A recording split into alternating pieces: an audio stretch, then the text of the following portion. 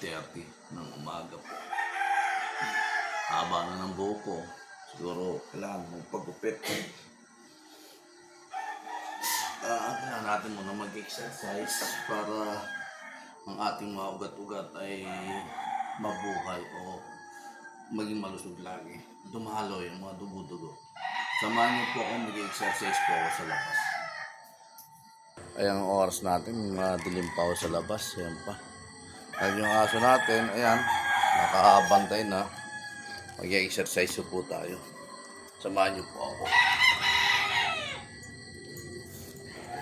Ano ba yun? Sumali agad eh. Sandali lang, inaayos pa natin. Ayan.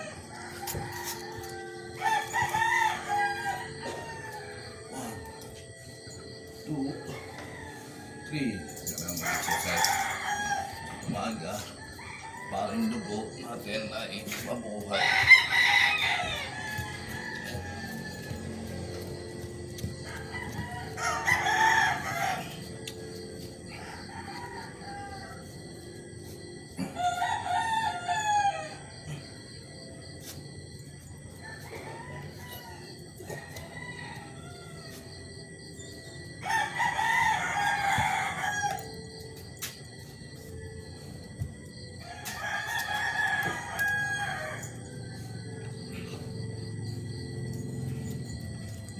Konting jogging.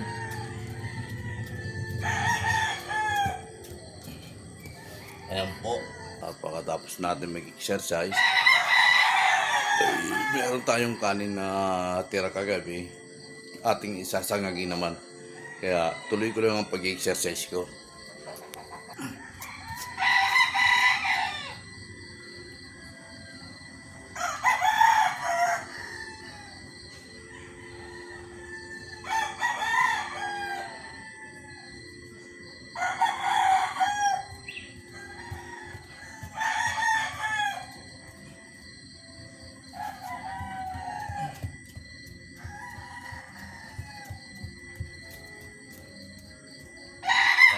Yan po yung aso ko.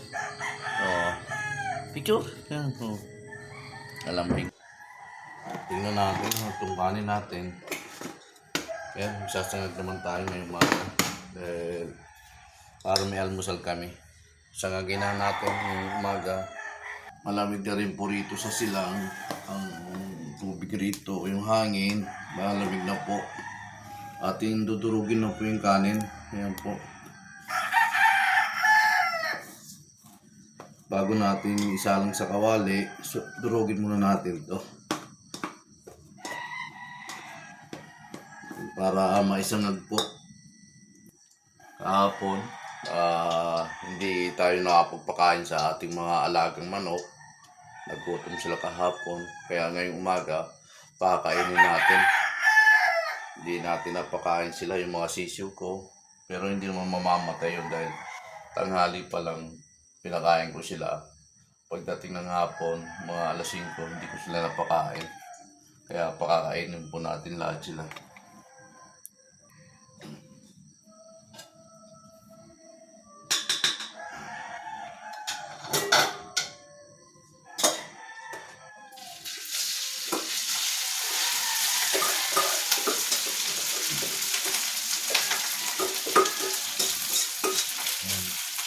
Isa na tayo pang almusal.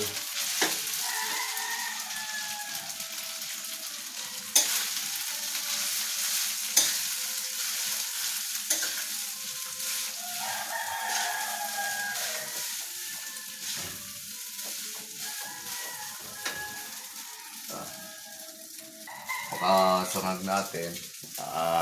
Madilim-dilim pa naman. Hindi pa naman pwede ngayon pakainin ng mga manok nating alaga dahil madilim pa.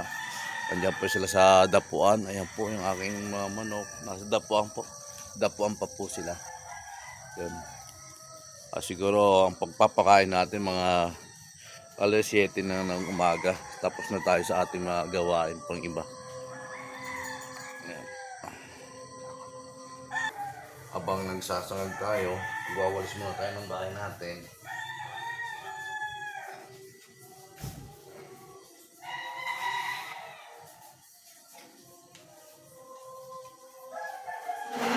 May mga tali tayo.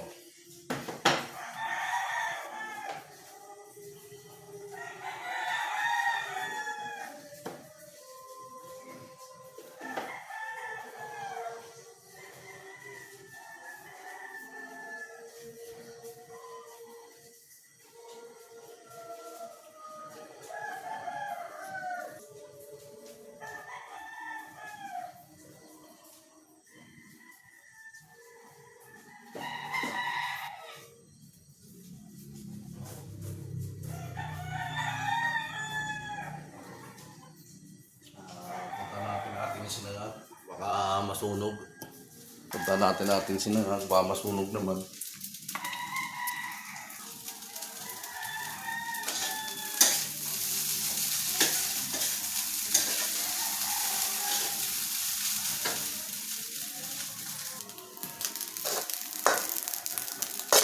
Ito na, tapos na natin sinangag.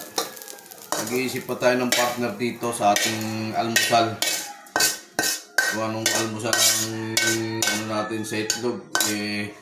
Isang araw itlog rin kami. Nag-iisip pa tayo. May mga sardinas naman dyan na ating ipapartner. Ngayon po, mamimili tayo. 5-5 tuna, yung town. Tuna adobo, Argentina. Mamimili tayo ng ating ulam sa almusal dyan. Ayan po yung ating mga sisiw. Ayan. Kagala. Ayan pa yung manok natin.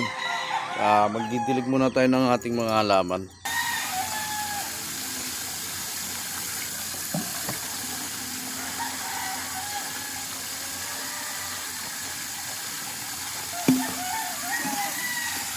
Diligyan natin muna ating mga halaman. Ayan po.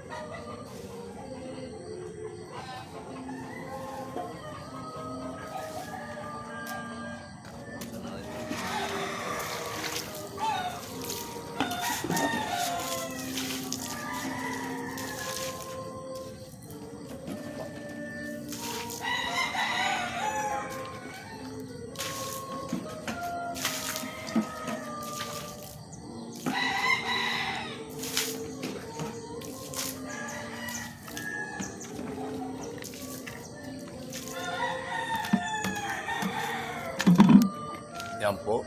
Tapos na naman po tayo sa isang gawain natin. Manok na lang naman ang ating gagawin. Papakain tayo sa ating mga sisiw.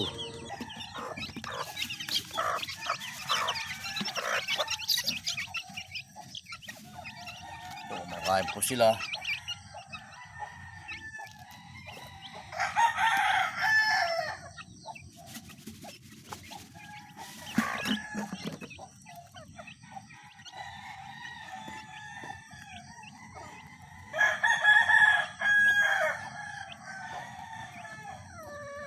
Ayan, pinapakain na natin ating mga manok. Ayan po.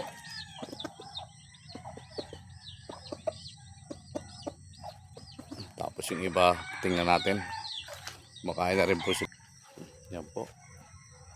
Yung alpas kong babae, yan. Na open air. Walang takip ang tenga. Ayan po yung iba natin. Kumakain na po.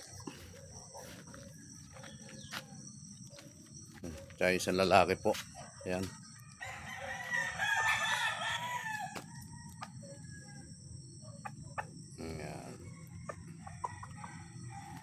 Ayan. Tayo naman. Napagsangag na rin tayo.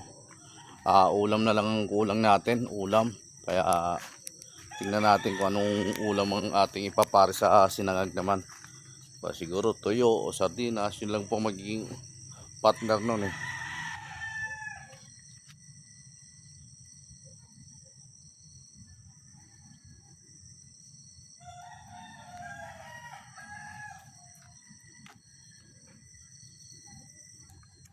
Yung dalawa, babae. Ayan.